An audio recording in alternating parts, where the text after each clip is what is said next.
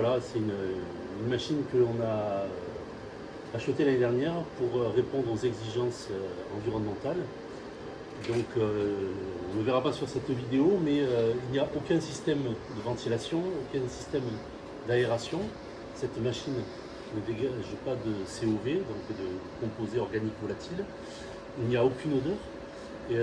Et on imprime grâce à un système d'eau, de latex et de pigments.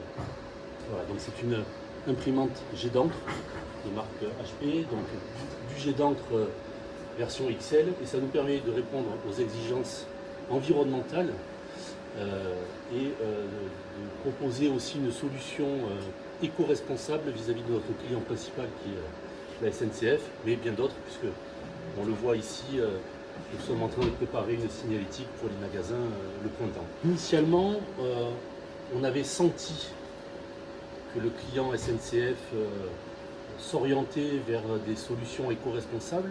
Donc on a anticipé ce choix il y a quelques années, on a pris ce virage.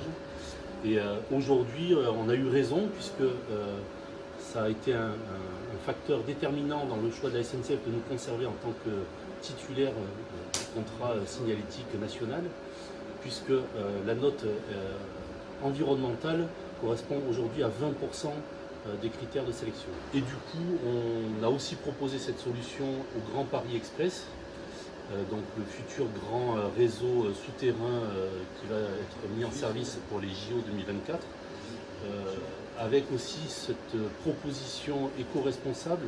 Donc là, on voit sur un produit d'impression, mais je vais vous montrer aussi les supports qui eux aussi ont fait partie d'un choix déterminant sur l'engagement éco-responsable. Donc ici on se trouve devant aussi un investissement important qui a été fait par la société OSS l'année dernière. Donc c'est une machine qui nous permet de découper, usiner, mettre en forme un certain nombre de types de panneaux, et notamment le panneau que l'on a proposé à la SNCF, qu'on a proposé aussi à la SGP. C'est un panneau qui est fabriqué à partir d'aluminium recyclé à 100% et recyclable à 100%. Donc en termes d'engagement éco-responsable, aujourd'hui on sait difficilement faire mieux. Et ça vient aussi en substitution d'un produit que l'on utilisait, donc là ici dans les mains j'ai deux exemples. Ce produit qu'on utilisait historiquement pour les panneaux de signalétique, qui est très difficilement recyclable puisqu'il est composé de polyéthylène et collé avec des feuilles d'aluminium, et on ne sait pas séparer ces deux produits sans requérir beaucoup de CO2. Et nous, notre solution, c'est exactement le même produit, la même épaisseur, sauf qu'aujourd'hui, ici on est tout aluminium et on sait le recycler à 100%, ce qui est vraiment un avantage considérable vis-à-vis de ce produit qui arrive de Chine, qui arrive d'Europe. Donc au sein de l'entreprise, on a plusieurs axes d'amélioration et d'engagement. Donc on a refait tout le système électrique pour utiliser que des éclairages LED, donc moins énergivores.